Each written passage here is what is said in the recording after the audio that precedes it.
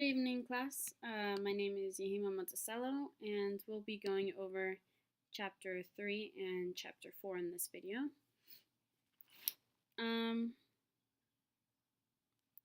In Chapter 3, there it goes. Okay. In Chapter 3, it gives us the different types of parenting styles. And the first one, in this parenting style, the child is less social and has a low self-esteem. That's where virtually it doesn't have the support or help that a parent should give a child. There's a lack of that in this relationship.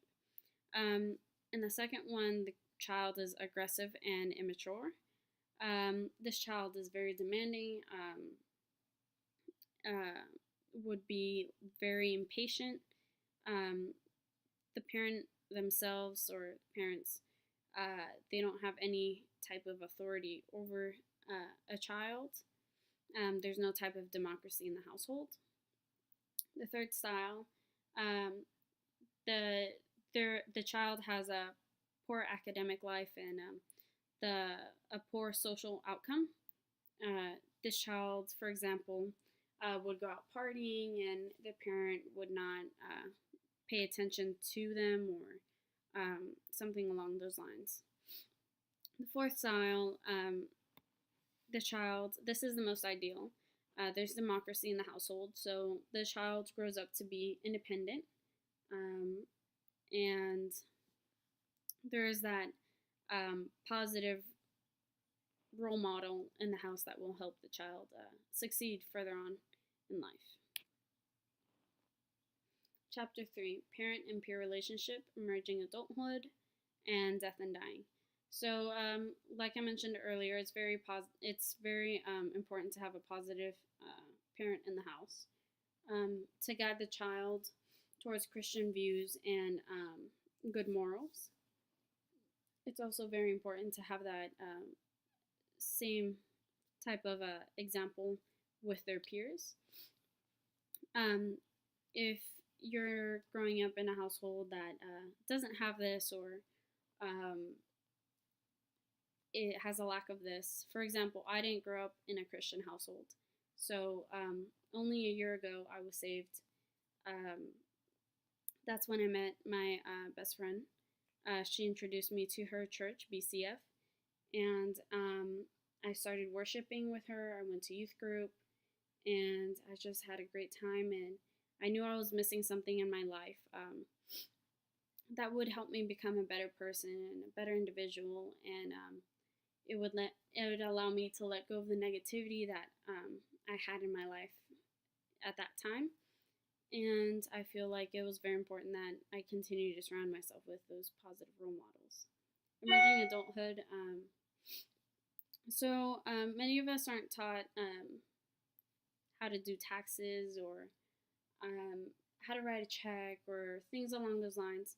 So as we go into adulthood, we start learning to do these things slowly, and that's, I would say, it's very unfortunate because it would be nice knowing how to do these things entering adulthood as soon as you turned 18, for example, or as soon as you left your parents' home.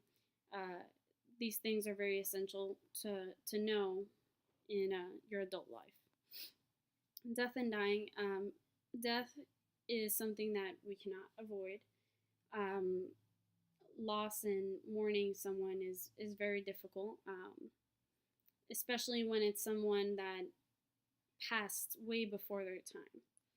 Yeah. Okay. So, gender development, gender bias, gender culture and experiences, sexual risk taking. So, gender development. So, we're all born either boy or girl, but depending on our environment and what we're surrounded with, our gender changes. So, I gave a nice little example here on breaking the binary. So, gender identity, how you think about yourself. Gender expression is how you demonstrate your gender. Biological sex, organs, hormones, and chromosomes. and sexual orientation. So physical, spiritual, and emotional attraction.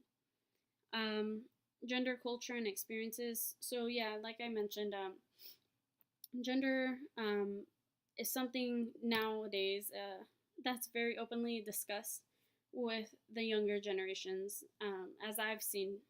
So it's very difficult, especially with those older generations that don't necessarily comprehend what's going on and how things have changed.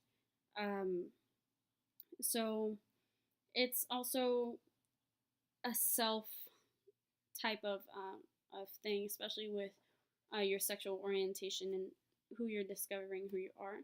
Sexual risk taking, media, alcohol, impulse, birth control um, plays a huge factor in everything that we do today. So this is the references that I have for any pictures that I've posted. If you have any questions, please feel free to email me, and thank you very much.